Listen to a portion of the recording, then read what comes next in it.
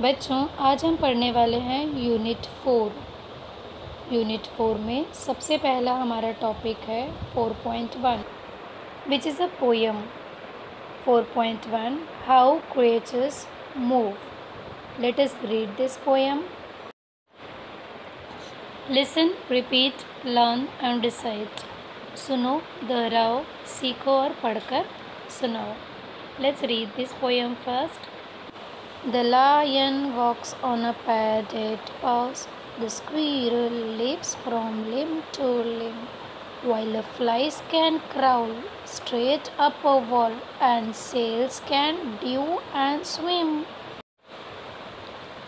The worm he wiggles all around. The monkey swings by his tail, and birds may hop upon the ground or spreads their wings and sail.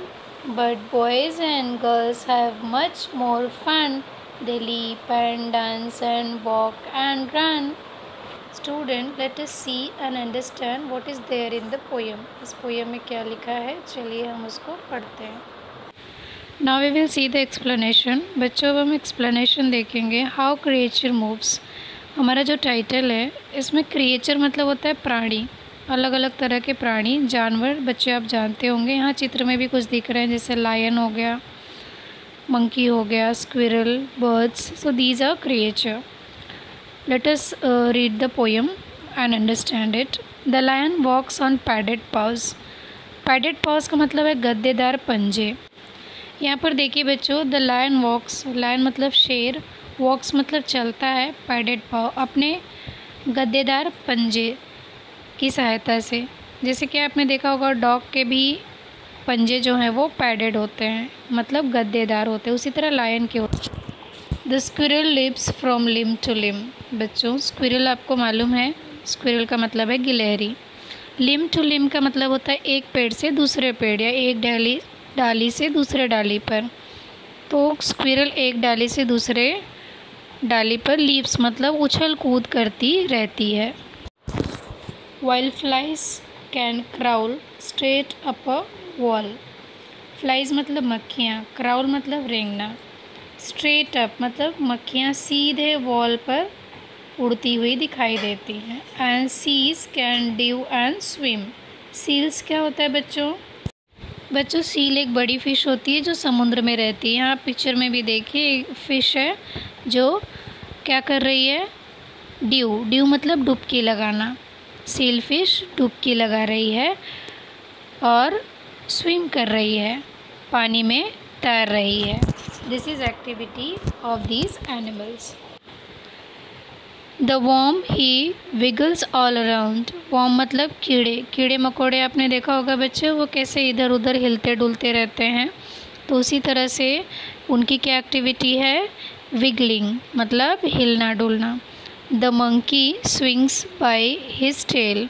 Monkey मतलब बंदर, वो अपनी tell मतलब पूँछ की सहायता से झूलता रहता है। एंड बर्ड्स में hop upon the ground. Hop मतलब होता है पैर से कूदना। तो आपने देखा होगा बर्ड्स जैसे स्पैरो हो गया। हॉप मीन्स बच्चों दोनों पैर के साथ फुदकते हुए आपने बर्ड्स को देखा होगा। तो यहाँ पर क्या लिखा हुआ है, birds hops upon the ground. Ground पर, ज़मीन पर वो कूदते हैं।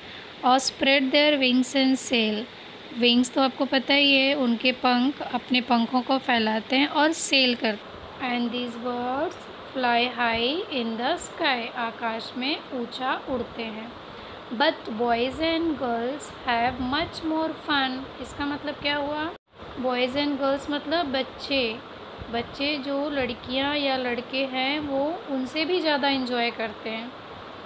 क्यों इंजॉय करते हैं? Because they can leap and dance and walk and run. ये चारों एक्टिविटी वो कर सकते हैं। They can leap also, they can dance also, they can walk also and run. चल सकते हैं, दौड़ सकते हैं, नाच सकते हैं और साथ में हॉप कर सकते हैं, लीप कर सकते हैं मतलब जंप भी कर सकते हैं। तो ये सारी एक्टिविटी करके boys and girls becomes happy.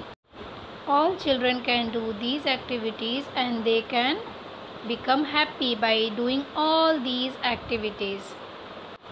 These are action words: leap, dance, walk, and run.